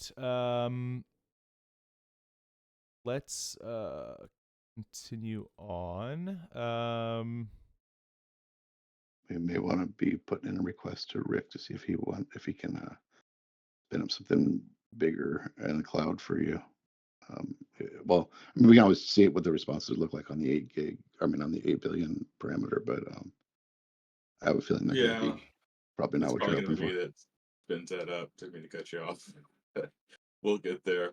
And Titan, for your knowledge, I will put my 4 3090 Ti's on the 70 billion just to kind of let you see when you start testing this. And of course, I can build this right now if you really want to start kicking the tires. Yes, There's please. just a couple more. There's a couple more things that I can fix how I want to fix them, or I would fix them, but I don't want to take the wind out of the whole thing, and I want to let it go. Get it all worked out in the best way possible. So I can, like I said, I can build it. I can build a couple Docker files or Docker images with everything in it, and then send them your way so you can start looking at it like internally. But just know that there might be some changes between now and when it's finally done, when it's done all the way. I mean, it's more like we just gotta make sure the logic works on the Eliza side, right? Like we just Okay. like it's more like, okay, if we send this JSON like post request, like, okay, what does it come back with? Okay, what issues are we gonna have on the Eliza side? Like, it's more just like trying to make sure that we have a good implementation on the Eliza, and then once we do that, like, okay, let's go through the docs and like update everything that it's consistent with what we just implemented. So there's just like a lot more that goes into like the Eliza side. Like, we just don't even know if one post request even works. We can't test it, right? Yeah. So are we going to do retries on the Eliza side? Are we not? Like, how does that, like, we have to decide kind of like what type of implementation we want over there. So yeah, it just helps if we have something to push it against, even if it's like one request every, whatever, 5 minutes. Like, it's like not, there's no load. It's just to test things out. Okay. So yeah, that's kind of the, because also there's like we have to deal with like the system prompt. Like the characters have system prompts. It's like, okay, are we separating out the system prompt from the input prompt? Are we gonna just jumble them together? Like, how do other providers do that? Like, so stuff like that we want to consider. Because I noticed that in the post, the curl request there, it shows that there's a message, and there's a role, and then there's a system role, and then there's a user role. It's like, Yeah. right. So are those the only two roles? Is system and user? I believe so. You know, Right. system is you're basically telling the LLM what you want it to be. Right, exactly. Right. So we're, you know, and so we'll have to look at the other implementations. Do they define? Do we know if they separate the user from the system, or do they add the system prompt just at the beginning of just the general content? Like, I think the system prompt is everything is mashed together. So you have everything that's inside the character file, which goes as a prompt together with your first request and whatever else. so would we get better results if we correctly separated out the system prompt and added that as content? I mean, there's not much engineering to do with the way that the prompt is handled. It's just the code is ready for this implementation. I can just push it and test it with the gateway. I can test it even on my local host without pushing it to GitHub. So if you have it ready today, that's great. I will be awake for 2 more hours. But if it's ready later today, I can just test it when I'm up. But if the update is live, we just have to test it. It's because it uses the OpenAI JSON format. It's just straightforward to test it out. The only issue we may have is about the context length. So the output may not be that great because as it progresses, the conversation progresses, it cannot take too many tokens because of the model size. And really, the context length just it starts butting up against it's the KV cache, right? The longer the context length, the more GPU memory is needed. We might be able to do more. It does default to 8K context length, but that is a configurable parameter by orchestrators. So if we need more, 12, 16, you know, whatever, we can you know, ask people to do that.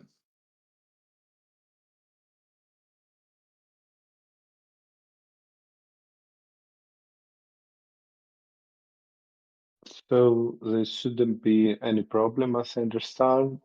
Brad, we will have like a gateway which we will be able to test in the next couple of hours, or do you think that Yeah, I can it will? start building it right when I'm off this. I have it yeah, I think I can build it. I just want to build it again. I probably already have it built, but I'll build it again just to be sure off my dev box. Whatever you want, if it's required too much technical, No, like work. it shouldn't be too bad. In any case, like if you want, you can have it tomorrow. But if it's today for the next 2 hours, you can just test it. I have the code for that here. It's just not committed, and yeah, we can test it immediately.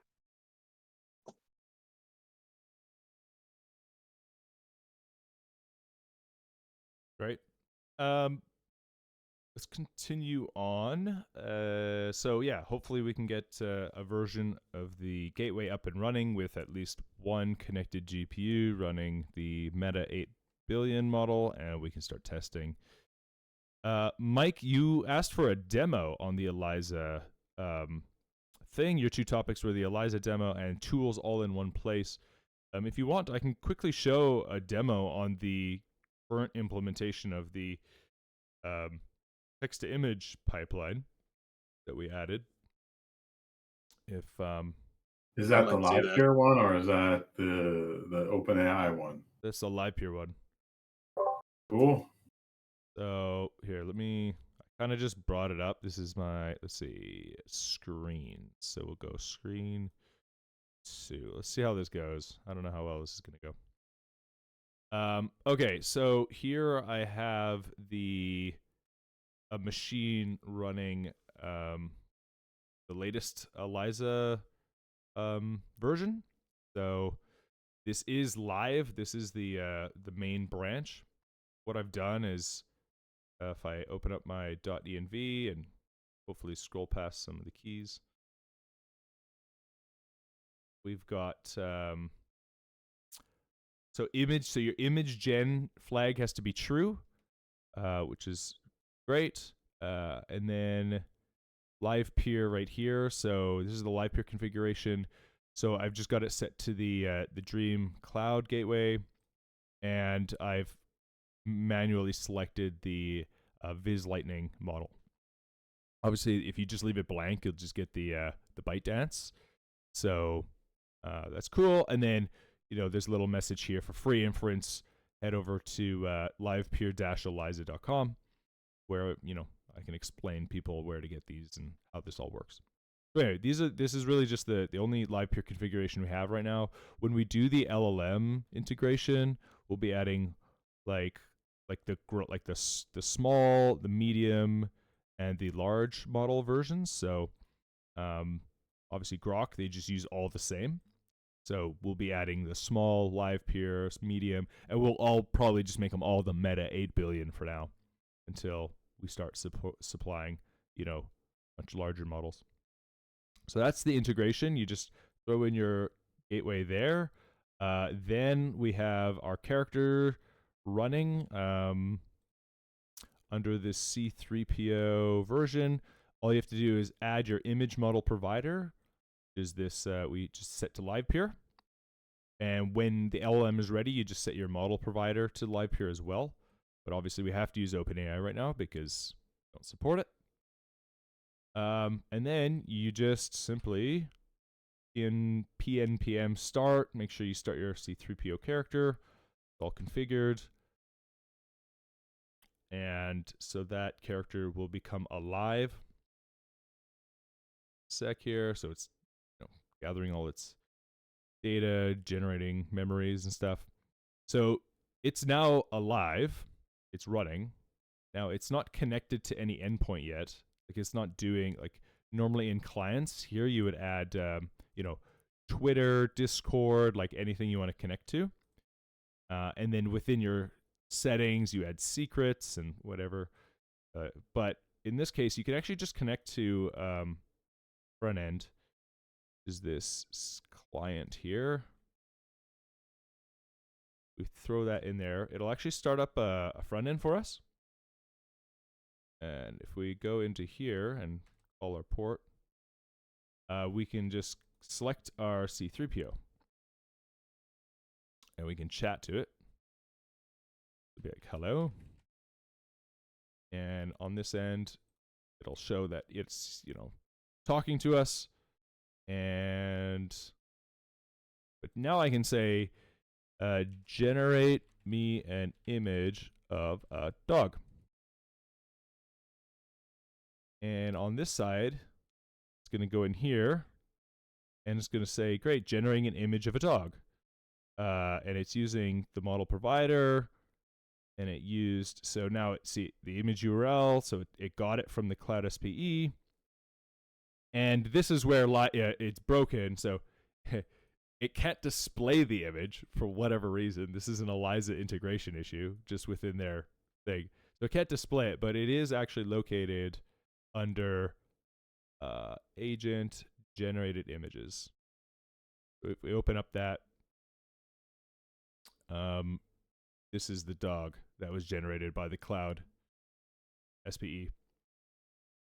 And there you go. So if the Twitter client or whatever client worked and properly handled the image, it would display it. But obviously whoever built this front end, it doesn't know how to handle images properly.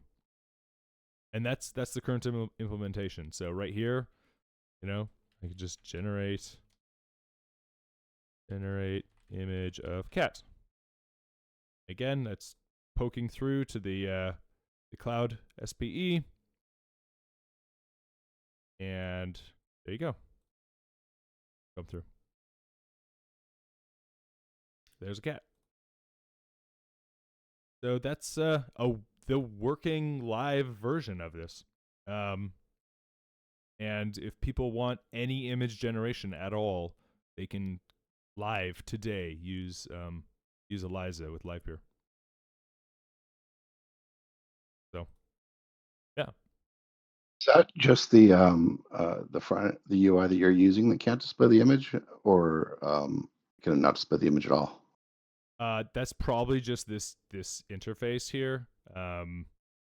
Like if this was hooked up to Discord, it would probably display it in Discord. Like it's literally this code is broken. Like it just won't display images.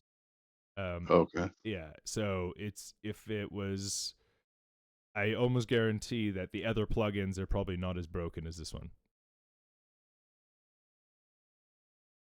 Yeah, that's very bad if it can't display the image. Yeah, so I'm sure the Telegram implementation, like if you ask it to generate an image, it yes, and it's broken on Twitter too. Okay, so the define, yeah, it is broken on Twitter too. If you ask it to generate an image on Twitter, it correctly generates the image. It has it stored locally, and it doesn't it doesn't post it. So the Twitter implementation is broken. This implementation is broken. I haven't tried the other ones. So this is why like image generation is just not a huge demand thing for Eliza. The integrations into the platforms are broken. So we could go in and fix those, which we definitely can.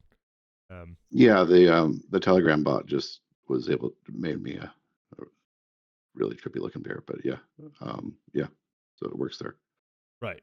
So there you go. So Define, you have obviously Twitter image gen ticked on for your bot. Is it using Livepeer or is it using OpenAI?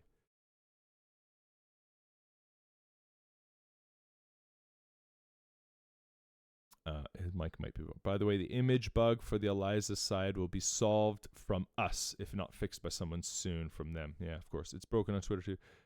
Didn't check image gen.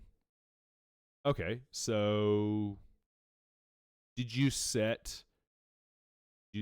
Well, wrong, but this looks like it's what happened, guys, is Livepeer.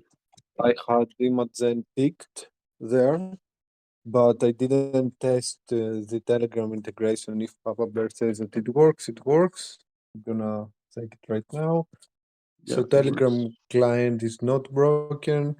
The main client is broken, as you saw. The Twitter client is broken. Or we can fix, if you think that it's high priority, we can fix this bug in the next coming days. There are a lot of stuff that we want to demo before and during the voting time of the proposal. But if you Titan think that it's a big issue, we can definitely do it. I mean, I think people would appreciate the Twitter fix. So if you've got time and want to mess around with that, but at the same time, like, I wouldn't focus our resources on that yet, personally. And nobody uses the chat interface I just showed you. Like that's not. It's like a really like I don't think anyone's using that. Yeah, it's not of huge importance.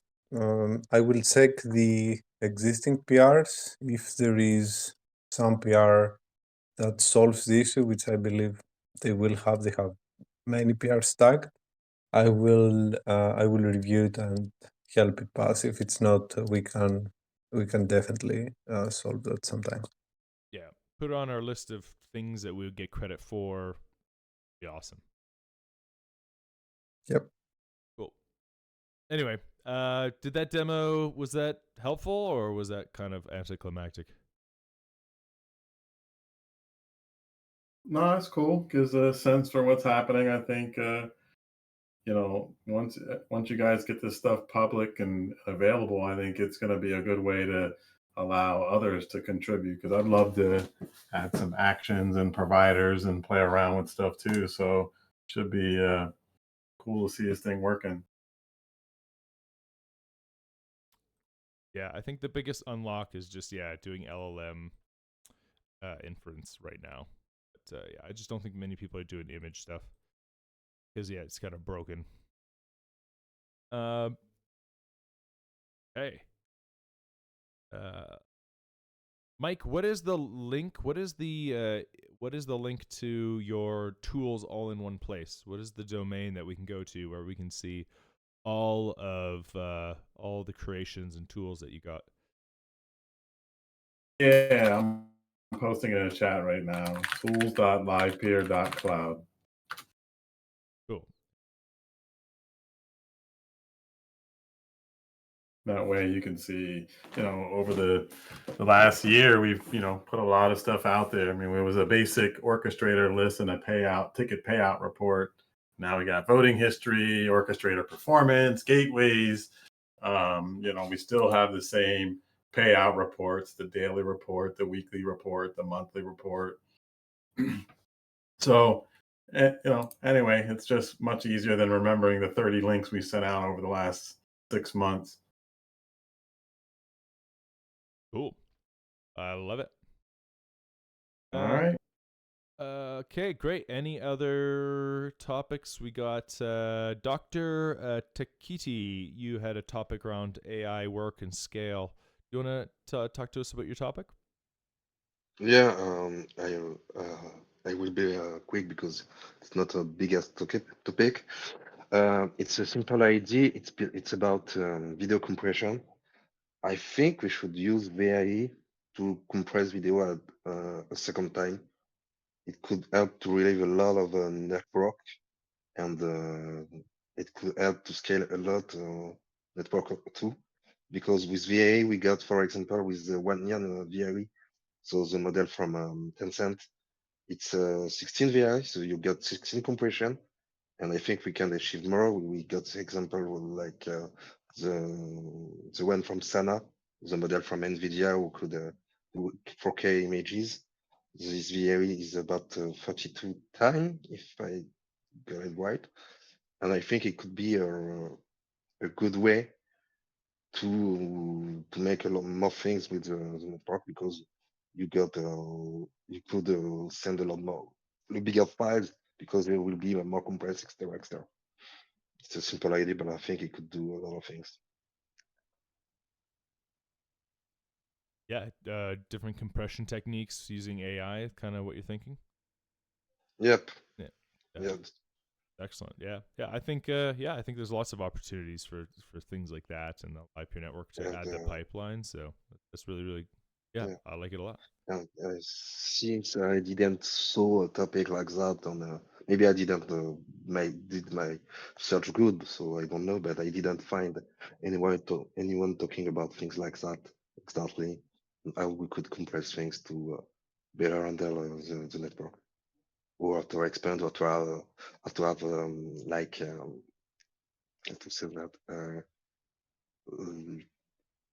less expensive way to use the network for people in Africa or something like that. People who don't have a lot of resources and who can skip things on quality video. But even if the loss is not big, but you still get a quality loss with a technique like that. But I think there are market who could use that kind of thing. So I think in this will, and after you could use that, you could make your own VA for better handle model, and it could help a lot for your video model in real-time usage, because most of the problem you get today with real-time usage for video model or image model, it's because the tokens they deliver is way too big to really do things quickly. And one of the easiest way to speed up the thing is to have smallest tokens, but a better VIA to decode them after, so you can still get the same resolution, but the process is speed up. Very cool. Yeah, I like it a lot. This is great concepts, and yeah, we welcome these type of ideas in the community. So great topic. Okay. So if anyone has any question, I don't know, but it's just my idea. Right on. I love it. Okay, well, with that being said, any last comments or questions before we sign off?